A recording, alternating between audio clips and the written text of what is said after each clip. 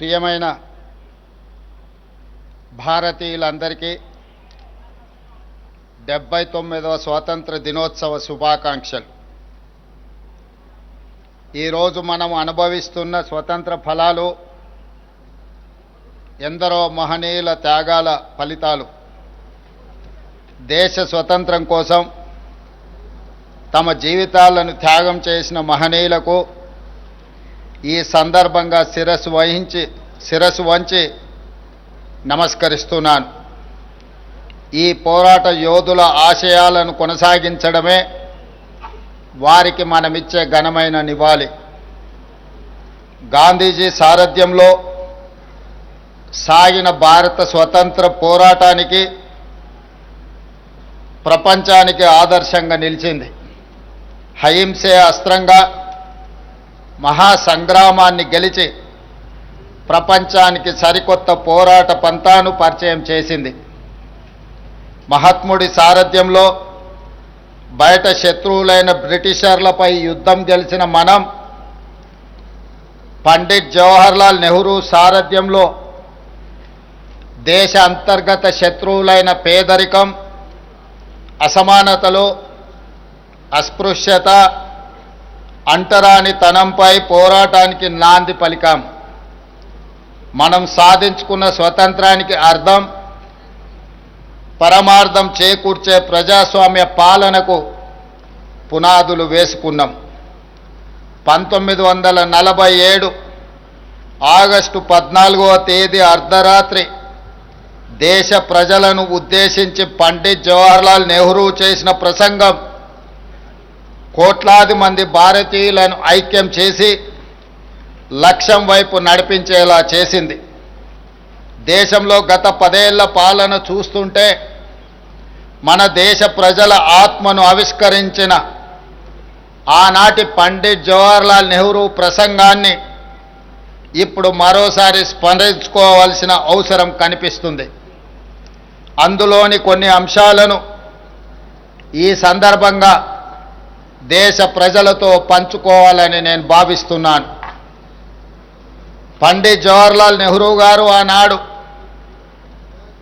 దేశ భవిష్యత్తు మనల్ని పిలుస్తుంది, దేశంలోని కర్షకుడు, కార్మికుడు, ఇలా అన్ని వర్గాల స్వేచ్ఛ స్వాతంత్ర్యాలు రావాలి, పేదరిక నిర్మూలన జరగాలి, అసమానతలను రూపుమాపాలి, రోగాలను నివారించాలి, మనది ధనికమైన ప్రజాస్వామ్యయుత ప్రగతిశీల దేశంగా ఉండాలి, సాంఘిక, రాజకీయ, ఆర్థిక సంస్థలను నెలకొల్పి దేశంలోని ప్రతి పౌరుడికి సమన్యాయం, ఫలప్రదమైన జీవితం అందేలా చూడాలి.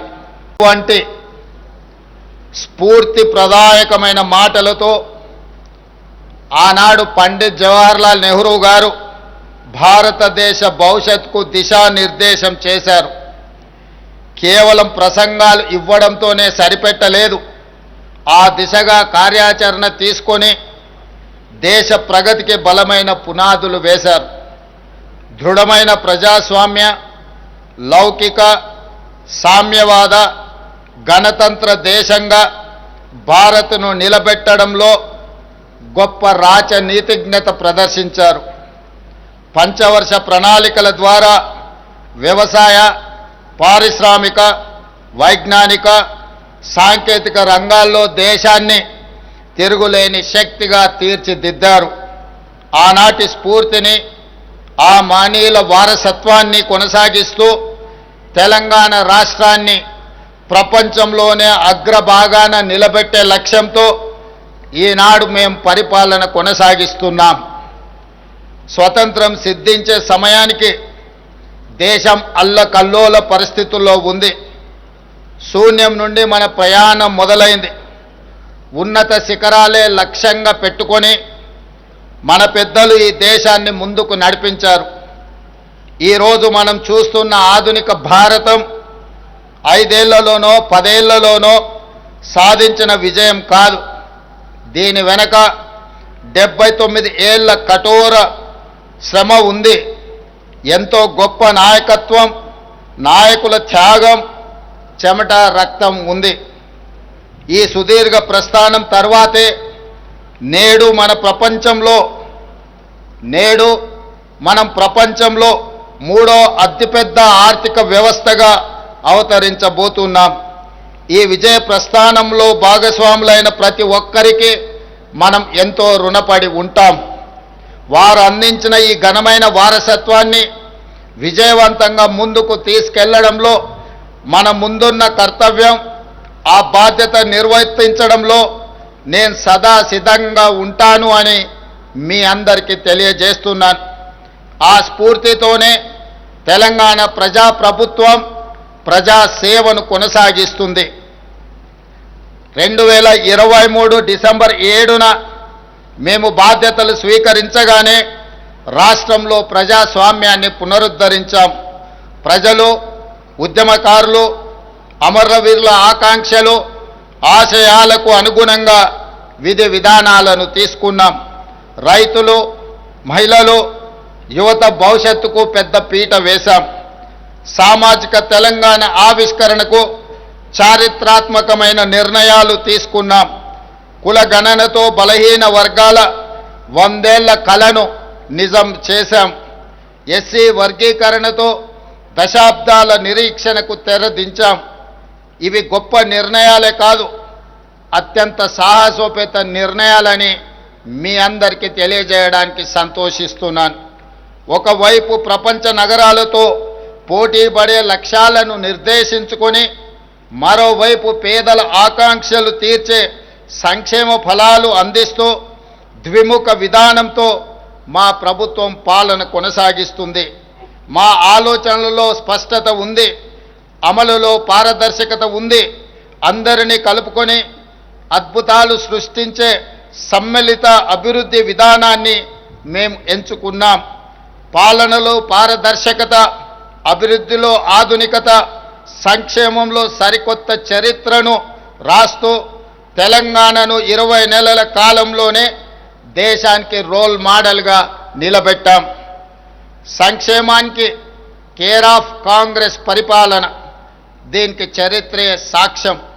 పేదలకు అందుబాటు ధరల్లో నిత్యావసర వస్తువులను అందించే ఉద్దేశంతో 1957లోనే ప్రజా పంపిణీ వ్యవస్థను ప్రారంభించి ఆనాటి ప్రభుత్వం పేదలకు న్యాయం చేసింది.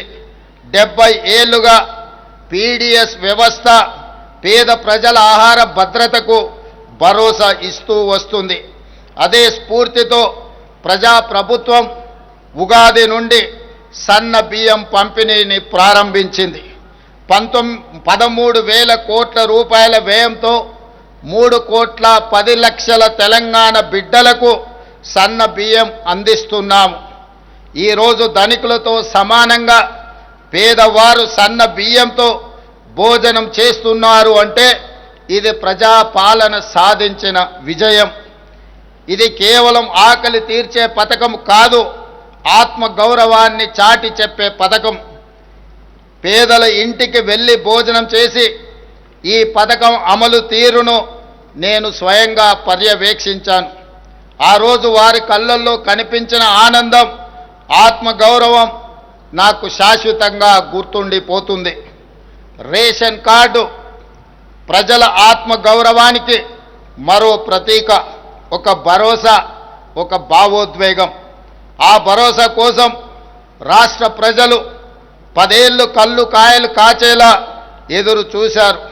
ప్రజాప్రభుత్వం వచ్చాకే ఆ ఎదురు చూపులకు శాశ్వత పరిష్కారము చూపించడం జరిగింది.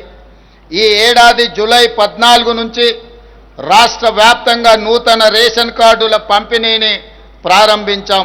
10 ఏళ్ల తర్వాత చేతిలో రేషన్ కార్డుతో రేషన్ షాపుల ముందు సందడి కనిపిస్తుంది. పాడుబడి మూతబడిన రేషన్ షాపుల తలుపులు మళ్ళీ తెరుచుకున్నాయి. పేదవాడి ఆశలు, ఆకలి తీర్చే భరోసా కేంద్రంగా నేడు గ్రామాల్లో రేషన్ షాపులు పూర్వ వైభవాన్ని సంతరించుకున్నాయి. ఇది మేము తెచ్చిన ప్రజాపాలనలో మార్పు. మిత్రులారా, తెలంగాణ రైతుకు 2022 మే 6న వరంగల్ వేదికగా మేము మాట ఇచ్చాం. అధికారంలోకి వచ్చి 2 లక్షల రూపాయల రైతు రుణమాఫీ చేసి రైతుల రుణము తీర్చుకొని శాశ్వతంగా వారిని రుణ విముక్తి చేస్తాము అని ఆనాడు తెలంగాణ రైతాంగానికి మేము మాట ఇవ్వడం జరిగింది. విశ్వసనీయతే మా సిద్ధాంతం మాకు ఊపిరి. గత ఏడాది ఆగస్టు 15న రైతు రుణమాఫీకి శ్రీకారం చుట్టాం. రాష్ట్రంలో ఉన్న 25,35,000 మంది రైతులకు 20,617 కోట్ల రూపాయలు ఏక మొత్తంగా 2 లక్షల రూపాయల రుణమాఫీ చేసి శాశ్వతంగా రుణ విముక్తుల్ని చేయడమే కాదు, ఈ దేశ ప్రజలకు 15 ఆగస్టు నాడు ఏ విధంగా స్వతంత్రం సిద్ధించిందో తెలంగాణ రైతాంగానికి కూడా రైతు నుంచి విముక్తి కలిగించి స్వేచ్ఛ వాయువులను ఈనాడు ప్రజాపాలన రైతులకు అందుబాటులోకి తీసుకొచ్చింది. ఈ విధంగా ఆనాడు వరంగల్లో ఇచ్చిన మాటను తెలంగాణ ప్రజాప్రభుత్వం వారి రుణం తీర్చుకొని ఈనాడు రైతులు తల ఎత్తుకొని గర్వంగా తెలంగాణ రాష్ట్రంలో తిరగగలుగుతున్నారు. అదేవిధంగా మిత్రులారా, రుణమాఫీతో రైతు పట్ల మన రుణం తీరిపోయిందని మేము చేతులు దులుపుకోలేదు. పొలంలో నాట్లు వేసే రోజు రైతు చేతిలో పెట్టుబడి ఉంటే ఆ భరోసా వేరు. అన్నం పెట్టే రైతు అప్పుల కోసం ఎవరి దగ్గర చేయి చాపకూడదన్న ఆలోచనతో ఇందిరమ్మ రైతు భరోసా పథకం కింద ఆనాడు ఎకరాకు ప్రతి సంవత్సరం 12,000 పెట్టుబడి సాయం ప్రకటించాం. పరిమితులు లేకుండా ప్రతి రైతుకు ఈ పథకం కింద సాయం అందించాం. జూన్ 16న ప్రారంభించి కేవలం 9 రోజుల్లో 9,000 కోట్ల రూపాయలు రైతుల ఖాతాలో వేశాం. రాష్ట్రంలోని 70,11,184 మంది రైతులకు ఈ సహాయాన్ని అందించాం.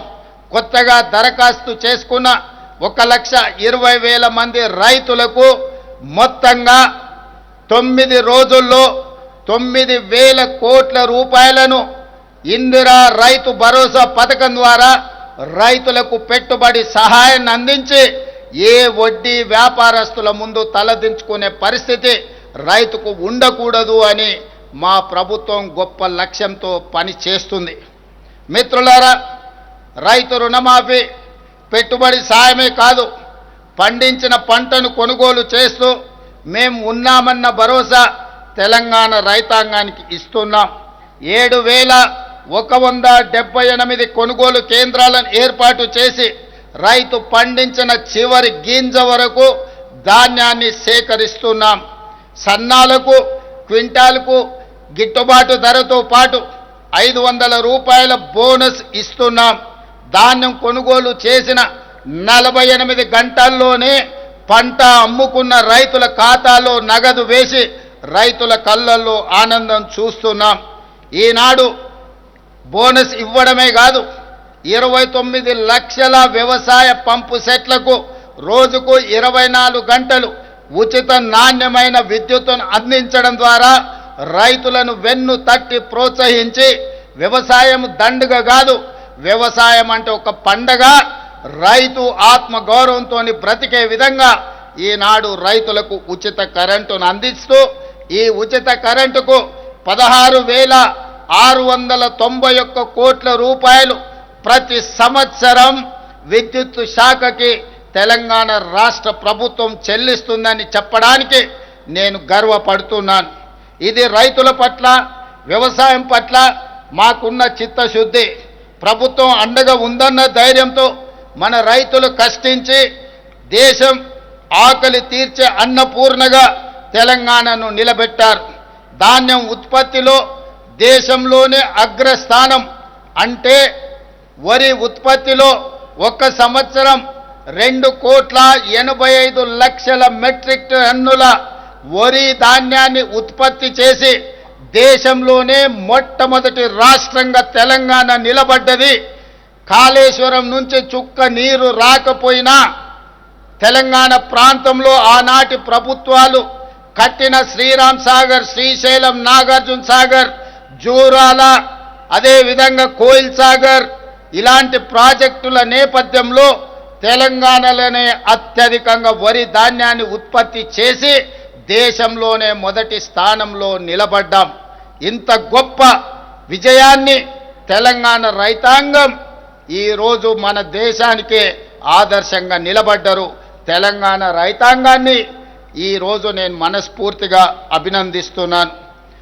మిత్రులారా, మా ప్రభుత్వం ఏర్పడిన తర్వాత రాష్ట్ర వ్యవసాయ చరిత్రను తిరగరాసి అన్నదాతల సంక్షేమానికి 1,13,000 కోట్ల రూపాయలను ఈ 20 నెలల పరిపాలనలో రైతులకు అందించడం జరిగింది.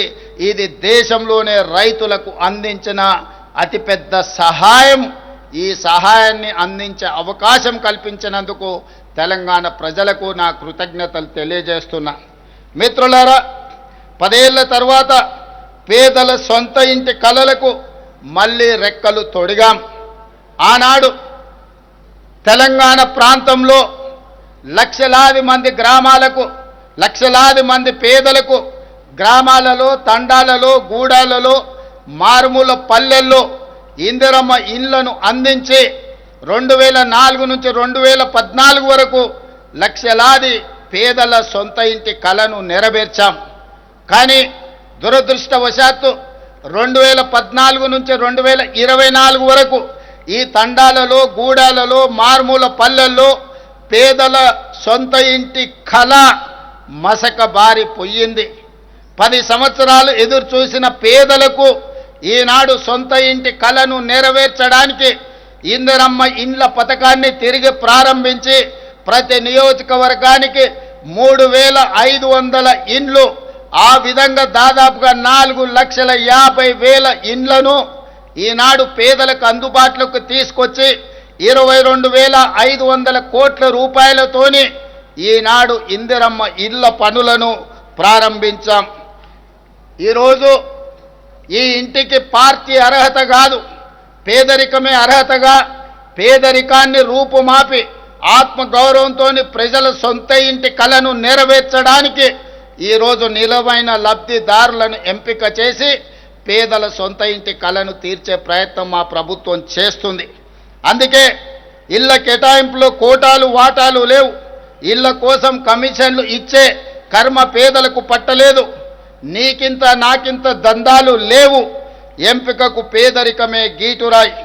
అడవులను నమ్ముకొని జీవించే చెంచులకు, ఆదివాసీలకు, మా లంబాడి సోదరులకు చరిత్రలో తొలిసారి ఇందిరమ్మ ఇల్లు ప్రత్యేకంగా కేటాయించాం.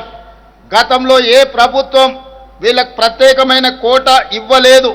కానీ ఈనాడు నల్లమల అటవీ ప్రాంతం నుంచి వచ్చిన ఈ బిడ్డ ఆదివాసీలు, గిరిజనులు, చెంచుల కష్టాలు తెలిసిన వాడిగా ఈరోజు తెలంగాణలో ఐటీడీఏ ప్రాంతాలలో 22,016 ప్రత్యేకంగా ఇండ్లను, ఇందిరమ్మ ఇండ్లను ఈ గిరిజన ఆదివాసీ సోదరుల కేటాయించి ఆత్మగౌరవంతో తెలంగాణ రాష్ట్రంలో చెంచులు, ఆదివాసీలు, గిరిజనులు బ్రతకాలి అని ప్రత్యేకమైన కోటా ఇచ్చి ఈరోజు ఇందిరమ్మ రాజ్యంలో వాళ్ళని ఆదుకోవడం జరిగింది. ఇది జరుగుతున్నందుకు, ఇది చేపట్టే అవకాశం నాకు అందించినందుకు తెలంగాణ ప్రజలకు నా కృతజ్ఞత తెలియజేస్తున్నా. సామాజిక న్యాయం కాంగ్రెస్ డిఎన్ఏలోనే ఉంది. సామాజిక తెలంగాణ సాధనలో మనం దేశానికి దశ దిశ నిర్దేశం చేస్తున్నాం. స్థానిక సంస్థలలో, విద్యా ఉద్యోగాలలో బీసీలకు 42% రిజర్వేషన్లు కల్పించే బిల్లులను ఈ ఏడాది మార్చి 17న రాష్ట్ర శాసనసభ ఆమోదించింది. ఈ బిల్లులను ఆషామాషిగా రూపొందించలేదు. దాదాపు సంవత్సరం కాలం శాస్త్రీయమైన లోతైన కసరత్తు చేశాం. 160 కోట్లు వెచ్చించి 1,03,000 మంది శిక్షణ పొందిన ఎన్యూమరేటర్ల ద్వారా 50 రోజుల పాటు సమగ్ర కులగణను ఒక యజ్ఞంలా చేపట్టాం. గ్రామాల్లో 66,39,000 కుటుంబాలు, పట్టణాల్లో 45,15,000 కుటుంబాలను సర్వే చేశాం. మొత్తంగా 1,12,00,000 కుటుంబాలను సర్వే చేసి రాష్ట్రంలో 56.33% బలహీన వర్గాల జనాభాను లెక్క తేల్చడం జరిగింది. దీని ఆధారంగా వారికి 42% రిజర్వేషన్లు అమలు చేయాలని నిర్ణయించాం. రాష్ట్ర శాసన వ్యవస్థ ఆమోదించిన ఈ బిల్లులను రిజర్వేషన్లు అమలుకు సహకరించాలని కేంద్రానికి పంపాం. మన పంపిన బిల్లులపై సత్వరం నిర్ణయం చేయాల్సిందిగా కేంద్ర ప్రభుత్వాన్ని మరొకసారి గోల్కొండ కోట మీద నుంచి తెలంగాణ ప్రజల తరఫున డిమాండ్ చేస్తున్నాను. దేశంలోని ఎస్సీ వర్గీకరణ చేసిన మొదటి రాష్ట్రంగా తెలంగాణ నిలబడింది. మాదిగ సోదరుల గుండె చప్పుడు నాకు తెలుసు. ఒకనాడు వాళ్ళ కోసం శాసనసభలో కొట్లాడిన వాడిగా దశాబ్దాల కలను సాకారం చేసే సంకల్పం తీసుకున్నాను. దేశంలోని ఏ రాష్ట్రం చేయని నిర్ణయం మన ప్రభుత్వం చేసింది.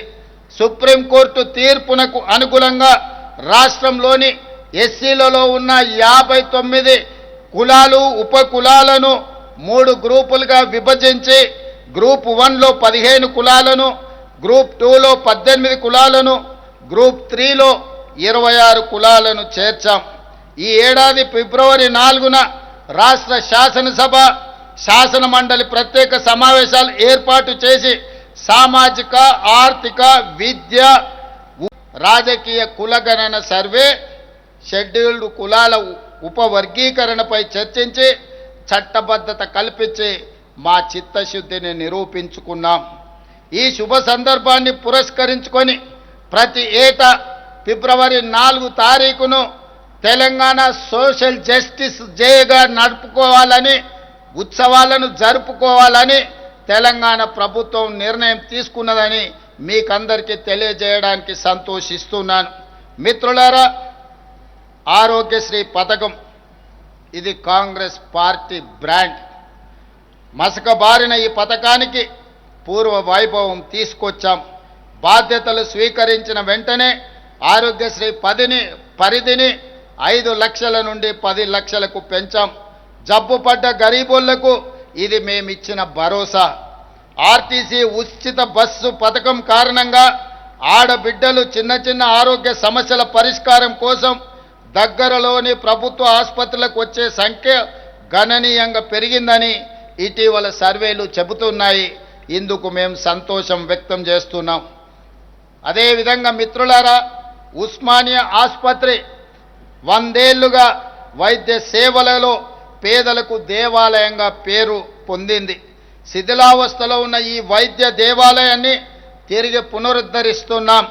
27 ఎకరాల విస్తీర్ణంలో గోషామహల్ ప్రాంతంలో 2,700 కోట్ల రూపాయల వ్యయంతో నయా ఉస్మానియా ఆసుపత్రిని తెలంగాణ రాష్ట్రానికి అందించబోతున్నామని చెప్పి మనస్ఫూర్తిగా మీ అందరికీ తెలియజేస్తున్నాను. రాష్ట్రంలో అనేక చోట్ల వైద్య విద్యా కళాశాలను నిర్మిస్తున్నాం. ప్రజాప్రభుత్వం ఏర్పడిన తర్వాత వైద్య ఆరోగ్య రంగంపై 16,521 కోట్ల రూపాయలను ఇప్పటి వరకు వ్యయం చేశాం. అదేవిధంగా మిత్రులారా, ఆడబిడ్డలు ఆశీర్వదించిన మా ప్రభుత్వం మహిళా ఉన్నతి, తెలంగాణ ప్రగతి అనే నినాదంతో 1 కోటి మంది ఆడబిడ్డలను కోటీశ్వరులను చేయాలనే లక్ష్యంతో మేము ముందుకు సాగుతున్నాం. బాధ్యతలు స్వీకరించిన 48 గంటల్లోనే మహాలక్ష్మి పథకం కింద ఆడబిడ్డలకు ఆర్టీసీలో ఉచిత బస్సు ప్రయాణాన్ని ఈరోజు కల్పించాం. ఈ పథకం తెచ్చిన విప్లవాత్మక సామాజిక మార్పు ప్రతిపక్షాలకు అర్థం కాదు. ఆర్టీసీలో ఆడబిడ్డల ఉచిత ప్రయాణం పేద మహిళ ఆర్థిక స్వావలంబనకు పునాది అవుతుంది. ఆడపిల్లలకు విద్యకు అండగా మారింది. చదువు కోసం గడప దాటే ఆడపిల్లల సంఖ్య ఈనాడు పెరిగింది. చరిత్ర పుటల్లో కలిసిపోతుందనుకున్న ఆర్టీసీకి ఈ పథకం ప్రాణం పోసింది. ఈ పథకం కింద ఆడబిడ్డలకు ఈ 20 నెలల్లో 6,790 కోట్ల రూపాయల ఆర్థిక సహాయాన్ని అందించింది. ఈ 6,790 కోట్ల రూపాయలను తెలంగాణ రాష్ట్ర ప్రభుత్వం ఆర్టీసీ కార్పొరేషన్కు అందించడం ద్వారా ఆర్థికంగా చిన్న భిన్నమైపోయిన ఆర్టీసీ సంస్థను 50,000 మంది కార్మికుల కళ్ళల్లో ఈనాడు మనం ఆనందం చూడగలుగుతున్నాం. ఆ కార్మికులకు ప్రతి నెల మొదటి వారంలోనే జీత భత్యాలు అందించగలిగిన ఆర్థిక పరిపుష్టి ఈనాడు కార్పొరేషన్కు అందింది అనంటే ఈ పథకం ఎంతో ఉపయోగపడ్డది కార్మికులకు కూడా అని తెలియజేస్తున్నాను. ఇప్పటి వరకు దాదాపుగా 200 కోట్ల పైచిలుకు మహిళలు బస్సులలో ఉచితంగా ప్రతిరోజు ప్రయాణాలు చేయడం జరిగింది. ఇది మీ అందరికీ తెలియజేయడానికి నేను సంతోషిస్తున్నాను. రాష్ట్రంలో ఆడబిడ్డల సంక్షేమం అభివృద్ధి కోసం మా ప్రభుత్వం మొత్తంగా 46,689 కోట్ల రూపాయలను ఈ 20 నెలలలో సమకూర్చడం జరిగింది. అదేవిధంగా మిత్రులారా, యువ తెలంగాణ శక్తికి ప్రతీక. గడిచిన 10 ఏళ్లలో యువతను మత్తుకు బానిసలను చేసే కుట్ర జరిగింది. ఈ కుట్రని మేము ఛేదించాం. ఇవాళ తెలంగాణలో గంజాయి డ్రగ్స్ అనే మాట వినబడడానికి వీలు లేదు. ఈ విషయంలో కఠినంగా మా ప్రభుత్వం వ్యవహరిస్తుంది. ఈగల్ పేరుతో ఏర్పాటైన వ్యవస్థ రాష్ట్రం నలుమూలల నిశితంగా నిఘా పెట్టింది. గంజాయి కానీ డ్రగ్స్ మాయగాళ్ల వెన్నులో వణుకు పుట్టిస్తుంది. యువతను రక్షించుకుంటేనే తెలంగాణకు భవిత. యువత ఉద్యోగ ఉపాధికి పెద్ద పీట వేస్తున్నాం. బాధ్యతలు స్వీకరించిన మరుక్షణం టీజీపీఎస్సీని సంస్కరించాం. 20 నెలల కాలంలో 60,000 ప్రభుత్వ ఉద్యోగ నియామకాలను చేపట్టడం ద్వారా ఆ నిరుద్యోగ యువకుల కళ్ళల్లోనే కాదు, వాళ్ళ కన్న తల్లిదండ్రుల కళ్ళల్లో ఈరోజు ఆనంద వెలుగులను చూడగలుగుతున్నాం. ఇప్పటి వరకు తెలంగాణ రాష్ట్ర ప్రభుత్వం 60,000 ప్రభుత్వ ఉద్యోగ ఖాళీలను భర్తీ చేసి, అదే కాకుండా తెలంగాణ పబ్లిక్ సర్వీస్ కమిషన్ నుంచి గ్రూప్ 1, గ్రూప్ 2, గ్రూప్ 3 పరీక్షల్ని కూడా పూర్తి చేసి తొందరలోనే ఈరోజు ఈ నియామకాలను చేపట్టబోతున్నాం. అదేవిధంగా పేదలకు విద్యను అందించే ఉద్దేశంతో డిఎస్సిని కూడా పూర్తి చేసి దాదాపుగా 10,000 పైచిలకు టీచర్ ఉద్యోగ నియామకాలు చేపట్టడం ద్వారా పేదలకు విద్యను అందుబాటులోకి తీసుకురావడానికి ప్రభుత్వం వేగంగా ముందుకు వెళుతుంది. అదేవిధంగా ప్రైవేట్ రంగంలో కూడా దాదాపుగా 1,00,000 పైగా మన చదువుకున్న నిరుద్యోగ యువకులకు, ఇంజనీరింగ్ గ్రాడ్యుయేట్లకు ఉద్యోగ అవకాశాలు కల్పించడానికి తెలంగాణ రాష్ట్ర ప్రభుత్వం చర్యలు చేపట్టింది. తద్వారా 1,00,000 పైగా నిరుద్యోగులకు ఉద్యోగాలు రావడాన్ని ఈ సందర్భంగా సంతోషంగా తెలియజేస్తున్నాను. అదేవిధంగా మిత్రులారా, తెలంగాణ మాగాణాలకు చివరి ఆయకట్టు వరకు సాగునీరు ఇచ్చే ప్రణాళికలతో పెండింగ్ ప్రాజెక్టుల లక్ష్యాలను నిర్దేశించుకొని పూర్తి చేయడానికి ప్రయత్నం చేస్తున్నాం. కృష్ణానది, గోదావరి జలాల్లో మన వాటాల సాధనలో రాజీ పడే సమస్యనే లేదు. ఆనాటి నుంచి ఈనాటి వరకు తెలంగాణ ప్రజల పోరాటమే సాగునీరు, తాగునీరు సాధించడం. అలాంటి తెలంగాణ ప్రజల భావోద్వేగమైన పేగుబంధం సాగునీటి ప్రాజెక్టులు.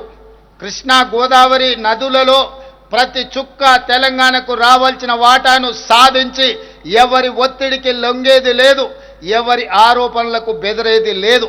4 కోట్ల తెలంగాణ ప్రజల పక్షాన నిటారుగా నిలబడి కృష్ణానది, గోదావరి నదుల్లో తెలంగాణ హక్కులను సాధించుకుంటాం. మన ప్రాంతానికి సాగునీరు, తాగునీరు అందించినాకనే మిగతా ఎవరికైనా నీరు. ఈరోజు తెలంగాణ ప్రజల హక్కులను సాధించడంలో వెనుదిరిగి చూసేది లేదు, ఎవరికి భయపడేది లేదు. ప్రభుత్వం ఈ విషయంలో వ్యూహాత్మకంగా వ్యవహరించడమే కాదు, ఎత్తుగడలతో నిర్ణయం తీసుకుంటుంది. ఎవరు ఎత్తులేసినా ఆ ఎత్తులను చిత్తు చేసి, ఎవరు విష ప్రచారం చేసినా వాళ్ళను తిప్పుకొట్టే బాధ్యత 4 కోట్ల తెలంగాణ ప్రజలు తీసుకోవాలి. మీరు అందరూ ఈనాడు పండిత్ జవహర్లాల్ నెహ్రూ గారు నిర్మించిన నాగార్జున సాగర్, శ్రీశైలం, శ్రీరామ్ సాగర్ లాంటి ప్రాజెక్టులు ఆనాడు మొట్టమొదటి ప్రధానమంత్రి ఎడ్యుకేషన్ అండ్ ఇరిగేషన్ అనే విధానాన్ని తీసుకొని ఆ రోజుల్లోనే మొదటి ప్రధానమంత్రి మన ప్రాంతంలో సాగునీటి ప్రాజెక్టులను నిర్మించడం జరిగింది. ఈరోజు ప్రపంచ దేశాలకు ఆదర్శంగా నిలబడ్డ ప్రాజెక్టులు ఏవైతే ఉన్నాయో నాగార్జున సాగర్, శ్రీశైలం, శ్రీరామ్ సాగర్ లాంటి ప్రాజెక్టులు కాంగ్రెస్ పాలనలో నిర్మించినాం. కానీ గత పాలకులు నిర్మించిన ప్రాజెక్టు 1,00,000 కోట్ల రూపాయలు ఖర్చు పెట్టిన ప్రాజెక్టు కట్టడం, కూలడం, 1,00,000 కోట్ల రూపాయలు గోదావరిలో కలవడం మన కళ్ళ ముందే జరిగిపోయింది. కాబట్టి ఈరోజు దృష్టి మరల్చడానికి కొంతమంది కొన్ని సెంటిమెంట్లను రగల్చి తద్వారా రాజకీయ ప్రయోజనం పొందాలని ఏదైతే చేస్తున్నారో ఈ కుట్రను తిప్పికొట్టవలసిన బాధ్యత తెలంగాణ రైతాంగం మీద ఉన్నది. ఆనాడు ఈ ప్రాజెక్టులు నిర్మించిన కాంగ్రెస్ ప్రభుత్వానికి పూర్తి బాధ్యత ఉన్నది, అవగాహన ఉన్నది, పరిపాలనలో అనుమతులు తెచ్చుకోవడానికి అవసరమైన ప్రణాళిక ఉన్నది. ఈ ప్రణాళికలను అన్నిటిని కూడా అమలు చేసే చిత్తశుద్ధి, ధైర్యము ఈ ప్రభుత్వానికి ఉన్నదని నేను తెలియజేయడానికి సంతోషిస్తున్నాను. ఎవరు ఎన్ని కుట్రలు చేసినా కుట్రలను ఛేదించుకొని గోదావరి నదీ జలాలలో రావాల్సిన వాటాను సాధిస్తాం. కృష్ణా నదీ జలాలలో పూర్తి చేయవలసిన ఎస్ఎల్బిసి, పాలమూరు, రంగారెడ్డి ఎత్తిపోతల పథకం లాంటి, డిండి లాంటి పథకాలను పూర్తి చేసి దేశానికే ఆదర్శంగా నిలబడే విధంగా తెలంగాణ రాష్ట్రంలో పరిపాలనను అందించి ఈ దేశానికే తెలంగాణ ఒక రోల్ మోడల్గా ఈ దేశంలో నెంబర్ 1 రాష్ట్రంగా తెలంగాణ రాష్ట్రాన్ని తీర్చిదిద్దే బాధ్యత ప్రజా ప్రభుత్వం తీసుకుంటుందని మీ అందరికీ తెలియజేస్తున్నాను మిత్రులారా. అదేవిధంగా మన బలం హైదరాబాద్, మన బ్రాండ్ హైదరాబాద్ నగరం, 400 పైచిలుకు సంవత్సరాల అనుభవం, కులీ కుతుబ్ షాయ్, నిజాం నవాబుల నుంచి గత పాలకుల వరకు హైదరాబాద్ నగరం ప్రపంచానికి ఆదర్శంగా నిలబడ్డది. గోల్కొండ కోట కావచ్చు, చార్మినార్ కట్టడాలు కావచ్చు, ప్రపంచానికి ఆదర్శంగా నిలబడ్డ కట్టడాలను నిర్మించి ప్రపంచంతోనే పోటీ పడే నగరంగా కులీ కుతుబ్ షాయిలు, నిజాం సర్కార్లు ఈరోజు మనకు ఆదర్శంగా నిలబడ్డారు. వారి స్ఫూర్తిని తీసుకొని ప్రపంచ వేదికైన హైదరాబాదు నగరంలో హైదరాబాదు బ్రాండ్ ఇమేజ్ను పెంచడానికి ఈ బలాన్ని మరింత బ్రాండింగ్ చేయాలన్న ఆలోచనతోని మేము గుర్తించి ముందుకు వెళ్ళాం. అందుకే పలు అంతర్జాతీయ ఈవెంట్లను హైదరాబాదులో నిర్వహించేలా నిర్ణయాలు తీసుకున్నాం. మీకు తెలుసు, ఇటీవల ప్రపంచ సుందరీమణుల పోటీలు, 72వ సుందరీమణుల ప్రపంచ పోటీలు మన నగరంలో నిర్వహించుకున్నాం. ఇందులో 109 దేశాల నుంచి సుందరీమణులు పోటీలో పాల్గొనడమే కాదు, ప్రపంచంలో ఉండే పెట్టుబడిదారులందరూ కూడా ఈ కార్యక్రమంలో పాల్గొని తెలంగాణ ప్రజలు హైదరాబాదు నగరం అందించిన వచ్చిన అతిథులకు వారికి మనము చూపించిన వారసత్వ సంపద, అది పాలమూరు జిల్లాలో ఉన్న పిల్లల మర్రి కావచ్చు, వరంగల్లో ఉన్న 1000 స్తంభాల గుడి కావచ్చు, రామప్ప దేవాలయం కావచ్చు, గోల్కొండ కట్టడాలు కావచ్చు, అదేవిధంగా చార్మినారు దగ్గర ఉన్న చుడీ బజారు కావచ్చు, ఫలక్నామా ప్యాలెస్ కావచ్చు, ఇలాంటి గొప్ప వారసత్వ సంపదలను ప్రపంచ పర్యాటకులను ఆకర్షించడానికి మన గొప్ప చారిత్రాత్మకమైన కట్టడాలను చూపించి వారు వాటిని చూసి ఆశ్చర్యచకితులు అయినరు. తెలంగాణ హైదరాబాదు నగరంలో ఇంత గొప్ప వారసత్వ కట్టడం ఉన్నదా, మాకు తెలీదు, మేము మళ్ళీ వెళ్ళి మా దేశంలో మీ బ్రాండ్ అంబాసిడర్లుగా మారి హైదరాబాదు నగరానికి అంతర్జాతీయ గుర్తింపు తెస్తాము అని చెప్పి ప్రపంచ సుందరీమణులు మనకు మాట ఇవ్వడమే కాదు, తెలంగాణ తల్లికి శిరస్సు వంచి నమస్కరించి జయ జయ హే తెలంగాణ గీతాన్ని ప్రపంచానికి వాళ్ళందరూ వినిపించారు. తెలంగాణ సంస్కృతిని, సాంప్రదాయాన్ని, తెలంగాణ పోరాట స్ఫూర్తిని, ఉద్యమకారుల యొక్క త్యాగాలను, అమరవీరుల యొక్క త్యాగాలను ప్రపంచానికి ఈ సందర్భంగా తెలియజేయడానికి అవకాశం కలిగింది. ఇదే కాదు, మనకు ఆర్టిఫిషియల్ ఇంటెలిజెన్స్ సదస్సులను నిర్వహించాం. ప్రపంచవ్యాప్తంగా పేరుగాంచిన సుమారు 2000 మంది ప్రతినిధులు ఈ సదస్సుకు హాజరయ్యారు. ఈ సందర్భంగా ఏఐ రోడ్ మ్యాప్ను విడుదల చేశాం. భారత్ ఫ్యూచర్ సిటీలో ఏఐ సిటీని నిర్మించడానికి ప్రత్యేకంగా మనం స్థలము కొన్ని 200 ఎకరాల భూమిని కేటాయించడం జరిగింది. అదేవిధంగా మరొక ప్రతిష్టాత్మక సదస్సు గ్లోబల్ రైస్ సమ్మిట్ను కూడా మనం హైదరాబాదులో నిర్వహించుకున్నాం. తెలంగాణ బియ్యాన్ని ఇతర దేశాలకు ఎగుమతి చేయడానికి ఈరోజు ఇది దోహదం చేసింది. ఇది మీకు తెలియజేయడానికి నేను సంతోషపడుతున్నాను. మన ప్రభుత్వం నిర్వహించిన బయో ఏషియా సదస్సుకు 50 దేశాల నుంచి 3000 మంది ప్రతినిధులు హాజరు కావడం జరిగింది. ఈరోజు ప్రపంచ దేశంలో ఉత్పత్తి చేస్తున్న బల్క్ డ్రగ్స్ భారతదేశంలో 40% మన హైదరాబాదు నగరం నుంచే ఉత్పత్తి చేస్తున్నాం. మన కోవిడ్ మహమ్మారి వచ్చినప్పుడు ప్రతి 3 వ్యాక్సిన్లో 1 వ్యాక్సిన్ మన నగరం నుంచి ఈరోజు ప్రపంచానికి ఫార్మా హబ్గా హైదరాబాదు నగరాన్ని తీర్చిదిద్దడమే కాకుండా ప్రపంచం కోవిడ్ మహమ్మారి బారిన పడుతున్నప్పుడు ప్రపంచాన్ని ఆదుకోవడానికి మన నగరంలో ఉన్న ఫార్మా కంపెనీలు ఈరోజు దేశానికి ఆదర్శంగా నిలబడ్డాయి. దీనికి పునాదులు వేసింది ఆనాటి కాంగ్రెస్ ప్రభుత్వం. 1965లోనే ఐడిపిఎల్ సంస్థని ఇక్కడ ప్రారంభించడంతో రీసెర్చ్లు చేయడమే కాదు, సైంటిస్టులను 100లాది మందిని అక్కడి నుంచి మనము గొప్ప సైంటిస్టులను తీర్చిదిద్దడంతో ఈరోజు తెలంగాణ రాష్ట్రం ఒక ఫార్మా హబ్గా ప్రపంచం గుర్తించడం జరిగింది. అలాంటి గొప్ప గ్లోబల్ సమ్మిట్ను కూడా మనమే ఇక్కడ నిర్వహించుకున్నాం. అదేవిధంగా గతంలో ఎన్నడూ లేని విధంగా అంతర్జాతీయ రాజకీయ సమ్మిట్ భారత్ సమ్మిట్ 2025ను మనం హైదరాబాదులో నిర్వహించాం. ఈ అన్ని వేదికల నుండి మన తెలంగాణ విజన్ను ప్రపంచవ్యాప్తంగా పరిచయం చేశాం. అదే తెలంగాణ రైజింగ్ 2047. ఈ అన్ని వేదికలకు ఆతిథ్యాన్ని ఇచ్చిన హైదరాబాదు నగరం ప్రపంచానికి ఆదర్శంగా నిలబడే తెలంగాణ రాష్ట్రాన్ని, హైదరాబాదు నగరాన్ని తీర్చిదిద్దాలి. ప్రపంచానికి మన గొప్పతనాన్ని, మనలో ఉన్న నైపుణ్యాన్ని ఈరోజు ప్రపంచానికి తెలియజెప్పడానికి ఇవన్నీ మనకెంతో దోహదపడ్డాయి. అందుకే ఈరోజు భవిష్యత్ ప్రణాళికల కోసం తెలంగాణ రైజింగ్ 2047 అనే ఒక విజన్ డాక్యుమెంట్ను, ఒక విజనరీ ఆలోచనను ఈరోజు తెలంగాణ రాష్ట్రం చేపడుతుంది. ఈ విజనరీ డాక్యుమెంట్ని డిసెంబర్ 9 తారీఖు లోపల జాతికి అంకితం చేసి ప్రపంచంలోనే తెలంగాణను నెంబర్ 1గా నిలబెట్టడానికి మేం చేయగలిగిన ప్రతి ప్రయత్నాన్ని చేస్తాము అని చెప్పి ఈ సందర్భంగా తెలంగాణ ప్రజలకు తెలియజేయడానికి నేను సంతోషిస్తున్నాను. మిత్రులారా, దేశానికి స్వాతంత్రం సాధించి భవిష్యత్ భారతదేశానికి పునాదులు వేసింది కాంగ్రెస్. 1947 నాటికి స్వతంత్ర భారతం 100 వసంతాలు పూర్తి చేసుకోబోతుంది. 1947 15 ఆగస్టు నాడు సిద్ధించిన స్వతంత్రం 2047 15 ఆగస్టుకి 100 సంవత్సరాలు పూర్తి చేసుకోబోతున్నది. ఈ 100 సంవత్సరాలలో మనం సాధించిన విజయాలని కాదు, భవిష్యత్తులో చేరుకుపోయే మైలు రాయిని కూడా నిర్దేశించుకోవాలని, ఈరోజు ఆ లక్ష్యాలను చేరుకోవాలని ప్రణాళికలు రచిస్తున్నాం. ఈ లక్ష్య సాధనలో తెలంగాణ పాత్ర మన దేశాన్ని, మన రాష్ట్రాన్ని ప్రపంచంలో నెంబర్ 1గా నిలబెట్టే విజన్ ఏమిటన్న దానిపై మేము నిరంతరం శ్రమిస్తున్నాం. అందుకే 2047 నాటికి భారతదేశ ముఖ చిత్రాన్ని మార్చే గేమ్ చేంజర్ పాత్రలో తెలంగాణ కీలకంగా ఉండాలన్న సంకల్పంతో ముందుకు వెళ్తున్నాం.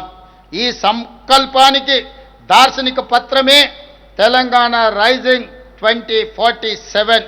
2035 నాటికి $1 ట్రిలియన్ ఎకానమీగా తెలంగాణను తీర్చిదిద్దాలని, 2047 నాటికి $3 ట్రిలియన్ ఎకానమీగా తెలంగాణను తీర్చిదిద్దాలని భవిష్యత్తు ప్రణాళికలను రచించుకొని ముందుకు వెళుతున్నాం.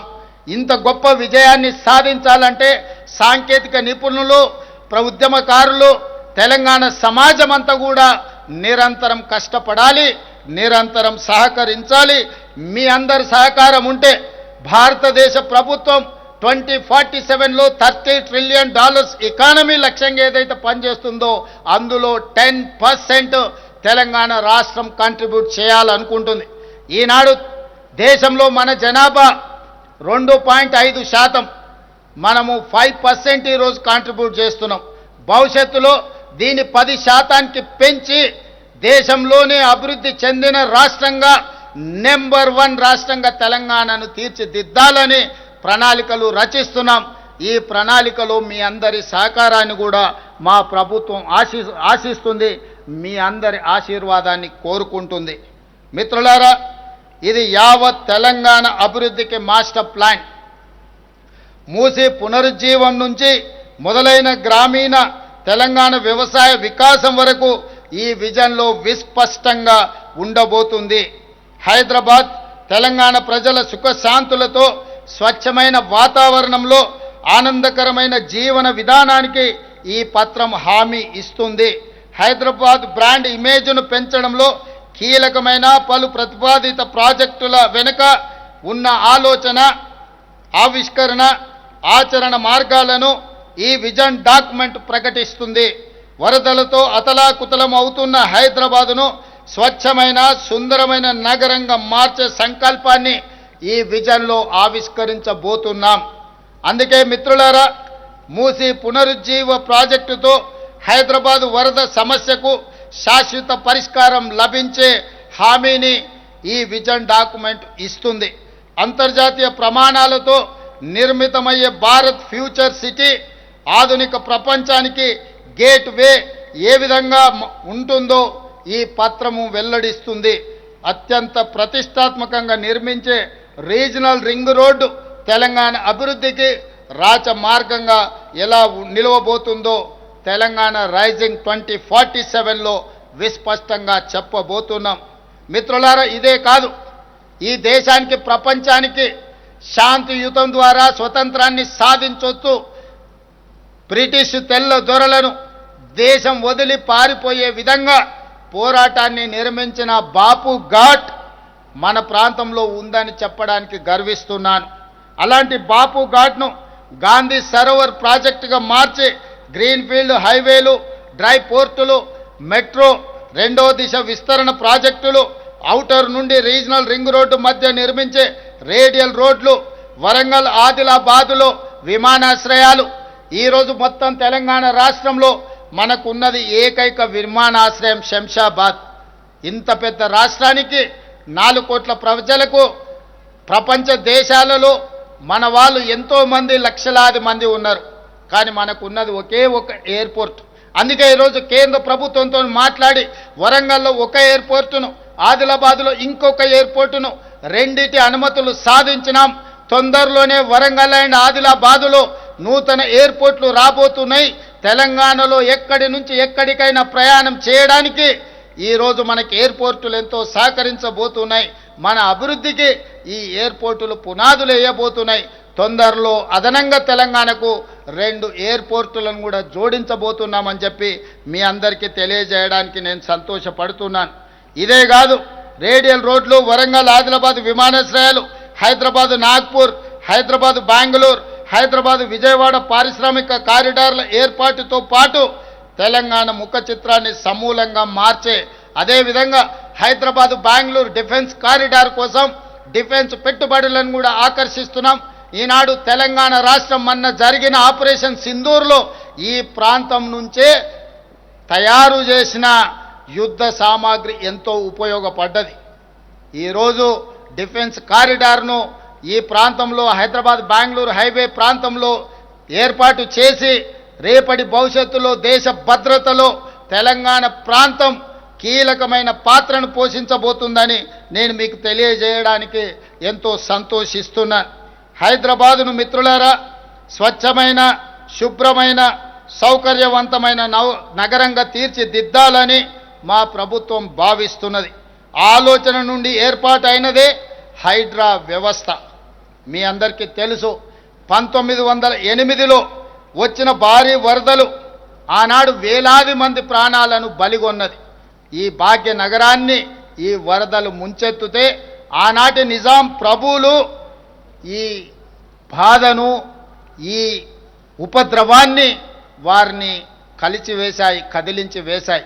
అందుకే నిజాం ప్రభుత్వం ఆనాడు మోక్షగుండం విశ్వేశ్వరయ్యను సాంకేతిక నిపుణుడిగా నియమించి ఈరోజు మూసీ ప్రాజెక్టు మీద ఉస్మాన్ సాగర్, హిమాయత్ సాగర్తో పాటు మిరాలం ట్యాంకు లాంటి ప్రాజెక్టులను నిర్మించి వరదలను నియంత్రించి హైదరాబాదు నగరాన్ని కాపాడడమే కాదు, హైదరాబాదు నగరం యొక్క తాగునీటి దాహార్తిని తీర్చి గొప్ప పునాదులు ఆనాడు నిజాం సర్కార్ వేయడం జరిగింది. మరి ఈరోజు ఇప్పుడు వస్తున్న వరదలు మీరు చూస్తున్నారు. వర్షాలు క్లౌడ్ బస్ట్ వల్ల నగరంలో వర్షాలు ఈరోజు ఎక్కడైతే చెరువులు నాలాలు మనం ఆక్రమించుకున్నామో అక్కడికి వెళ్ళాల్సిన వరద నీరు ఈరోజు మన కాలనీలలోకి, మన ఇళ్లలోకి, మన రోడ్ల మీదకి వస్తున్నది. మరి ఈ ఉపద్రవాన్ని ఎదుర్కోవాల్సిన అవసరం లేదా?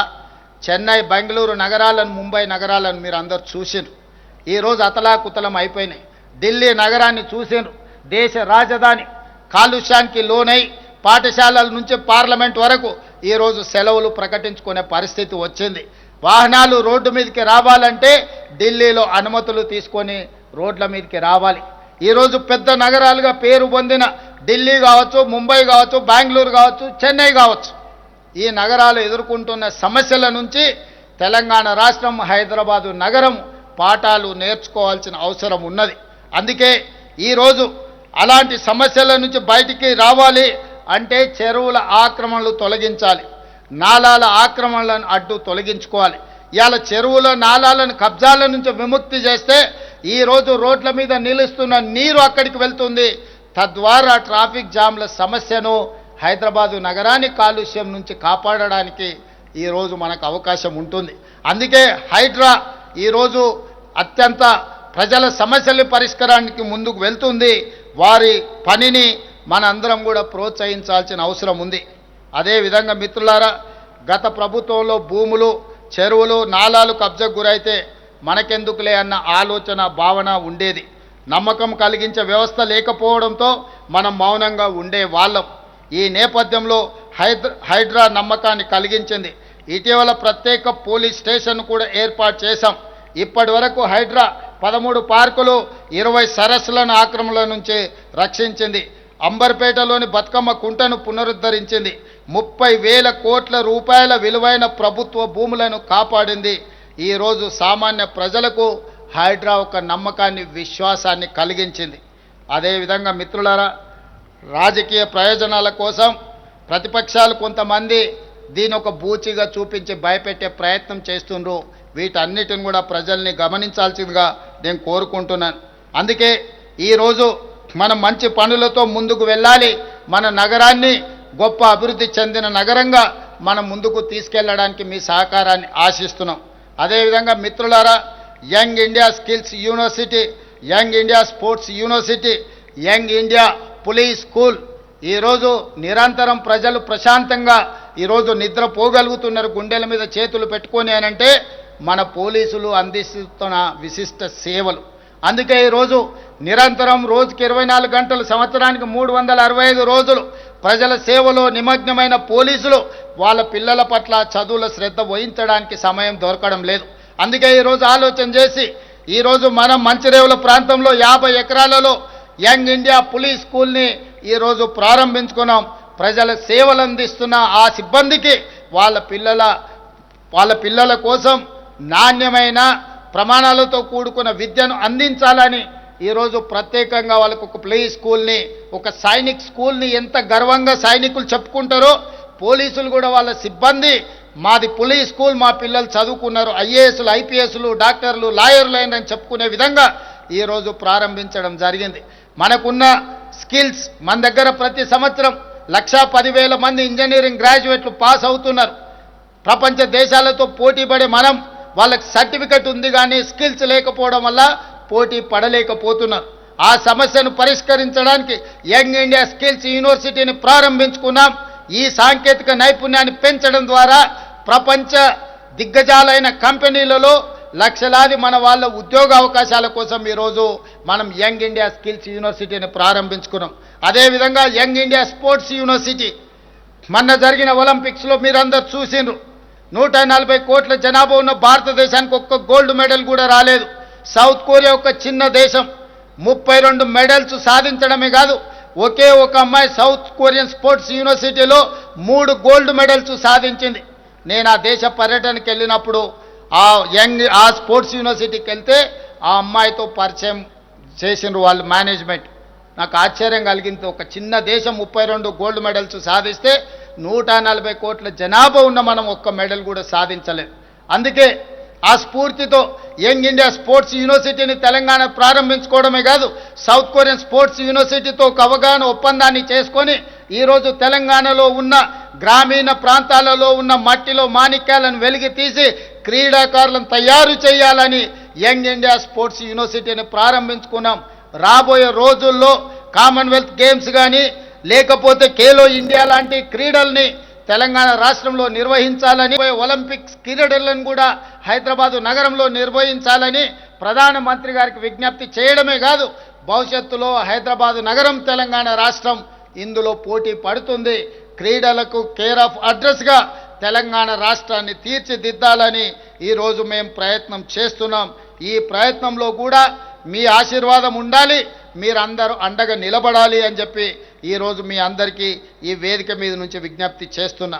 మిత్రులారా, ఎక్కడైనా పెట్టుబడులు రావాలంటే శాంతి భద్రతలు చాలా కీలకం. ఒక రాష్ట్ర ప్రగతిలో శాంతి భద్రతలు కీలకమైన పాత్రను పోషిస్తాయి.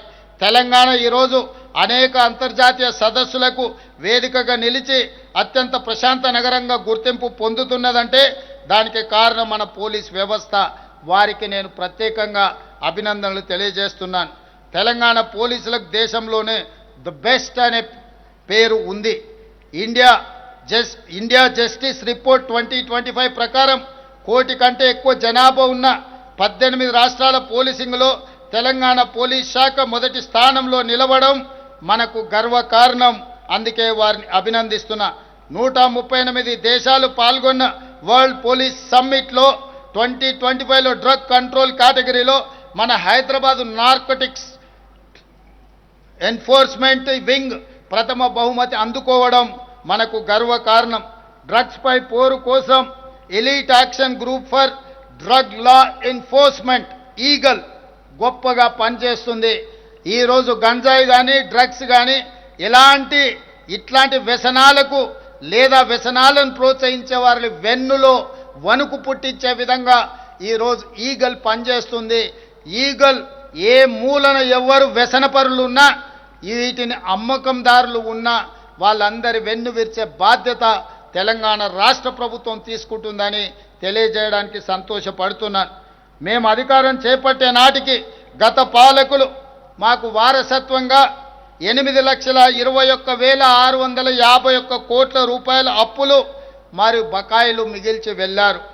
దీనిలో 6,71,757 కోట్ల రూపాయల అప్పులు, అదేవిధంగా ఉద్యోగులు ఇతర పథకాలకు సంబంధించిన బకాయిలు 40,154 కోట్లు, ఎస్సీ ఎస్టీ సప్లైన్ సింగరేణి విద్యుత్ ఇతర విభాగాలకు చెల్లించాల్సిన బకాయిలు 1,09,740 కోట్లు. వారు చేసిన అప్పును తిరిగి చెల్లించడానికి ఇప్పటిదాకా అసలు రూపేణా 1,32,498 కోట్లు, వడ్డీలకు 88,178 కోట్ల రూపాయలు, మొత్తము కలిపి 2,20,676 కోట్ల రూపాయలను ఈ 20 నెలల్లో తెలంగాణ రాష్ట్ర ప్రభుత్వం చెల్లించింది. అంటే గత పాలకులు మనకు అందించిన 8,21,651 కోట్ల రూపాయల అప్పులను తిరిగి చెల్లించడానికి 20 నెలల్లో తెలంగాణ ప్రభుత్వం ప్రజాపాలన 2,20,676 కోట్లను చెల్లించడం జరిగింది. ఈ అప్పుల భారం లేకపోయినుంటే ఈ సొమ్మంతా పేదల సంక్షేమానికి తెలంగాణ అభివృద్ధికి ఉపయోగపడేది. కానీ భారాన్ని మోయక తప్పదు. అయినా ఓపికతో సమయస్ఫూర్తితో తెలంగాణ రాష్ట్ర ప్రభుత్వాన్ని నడిపిస్తున్నాము. మీ అందరి ఆశీర్వాదం ఉన్నందుకు నేను ధన్యవాదాలు తెలియజేస్తున్నాను. ఇంత ఆర్థిక భారం ఉన్నప్పటికీ శూన్యం నుంచి ఉన్నత శిఖరాల వైపు రాష్ట్రాన్ని తీసుకెళ్లేందుకు మేము కృషి చేస్తున్నాం.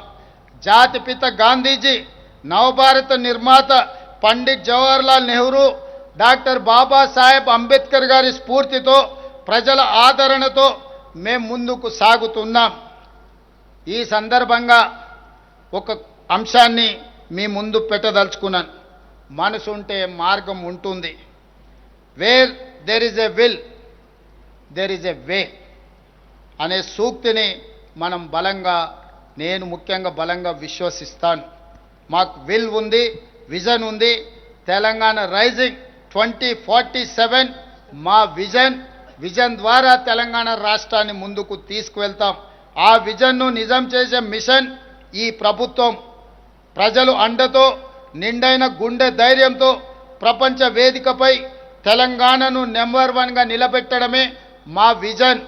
ఈరోజు తెలంగాణ రాష్ట్రాన్ని ఈ దేశంలో మిగతా రాష్ట్రాలతోనే కాదు, ప్రపంచ నగరాలతో, ప్రపంచ దేశాలతో పోటీ పడాలని ఒక న్యూయార్క్నో, ఒక జపాన్నో, ఒక సింగపూర్నో, ఒక సౌత్ కొరియానో దృష్టిలో పెట్టుకొని ప్రపంచ దేశాలకే ఆదర్శంగా నిలబడే విధంగా తెలంగాణ రాష్ట్రాన్ని తీర్చిదిద్దడానికి నిరంతరం కృషి చేస్తున్నాం. మిత్రులారా, ఈ ప్రయత్నంలో మీ అందరి సహకారం కావాలి. మీ అందరి సహకారంతో కుట్రలను తిప్పి కొడతాం. రాష్ట్ర కేంద్ర ప్రభుత్వాల మధ్యలో సమన్వయం చేసుకొని రాష్ట్రానికి రావాల్సిన నిధులను, అనుమతులను సాధించుకొని బలమైన రాష్ట్రంగా తెలంగాణని పునరుద్ధరించి పునర్నిర్మించి ప్రపంచానికి ఆదర్శంగా తీర్చిదిద్ది తెలంగాణ రాష్ట్రాన్ని ముందుకు తీసుకువెళ్తాం. తెలంగాణ అంటే ఈరోజు తెలంగాణ మీన్స్ బిజినెస్. తెలంగాణలో ఎవరైనా పెట్టుబడులు పెట్టొచ్చు. మీ పెట్టుబడులకు రక్షణనే కాదు, మీ పెట్టుబడులకు లాభము ఉంటుంది.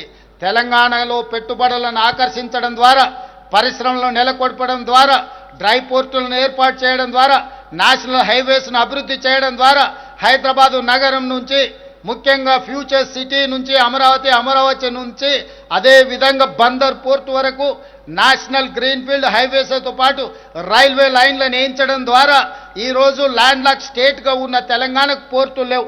అందుకే బందర్ పోర్టుకి డెడికేటెడ్ నేషనల్ హైవేస్ కాకుండా రైల్వే లైన్లను కూడా సాధించడం ద్వారా, regional ring road, regional ring rail ద్వారా, రేడియల్ రోడ్ల ద్వారా, అంతర్జాతీయ ఎయిర్పోర్ట్ల ద్వారా తెలంగాణ రాష్ట్రాన్ని ఒక అద్భుతమైన రాష్ట్రంగా తీర్చిదిద్దడానికి ఈరోజు ప్రణాళికలు సిద్ధం చేస్తున్నాం. నిరంతరం కష్టపడుతున్నాం. మధ్యలో కొంతమంది అపోలు సృష్టించిన తెలంగాణ ప్రజల ఆశీర్వాదంతో ఈ కుట్రలను ఛేదిస్తాం.